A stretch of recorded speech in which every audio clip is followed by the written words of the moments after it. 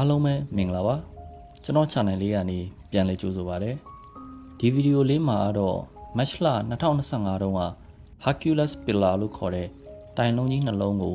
အချိန်ကြာကြီးဆွဲပြီး Greenwich စံချိန်အသစ်ကိုတင်ခဲ့တဲ့ Vince Grady ရဲ့အကြောင်းပဲဖြစ်ပါတယ် Hercules Pillar လို့ခေါ်တဲ့တိုင်လုံးကြီးနှလုံးဟာတစ်လုံးကိုအလေးချိန်160ကီလိုရှိပါတယ်160ကီလိုကတော့ပေါင်အားဖြင့်352ပေါင်ရှိပါတယ် Vince Grady မတိုင်ခင်စံချိန်တင်ထားသူကတော့ Mark Phillips ဖြစ်ပြီးကြာချိန်ကတော့1မိနစ်နဲ့ 32.3 စက္ကန့်ဖြစ်ပါတယ် Vince Grady ဟာ Mark Phillips ရဲ့စံချိန်ကိုချိုးရန်အတွက်1မိနစ်နဲ့40စက္ကန့်ကြာဖို့လိုပါတယ်အခုအခါမှာတော့အိန္ဒိယအားကစားသမား Vince Grady ဟာစုစုပေါင်းအလေးချိန်904ပေါင်ရှိတဲ့ Hercules Pillar တိုင်လုံးကြီးနှလုံးကိုအချိန်2မိနစ်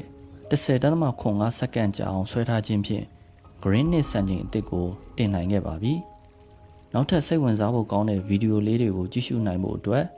ကျွန်တော်ရဲ့ channel လေးကိုလည်း like, subscribe, follow တွေလုပ်သွားပါအောင်နော်။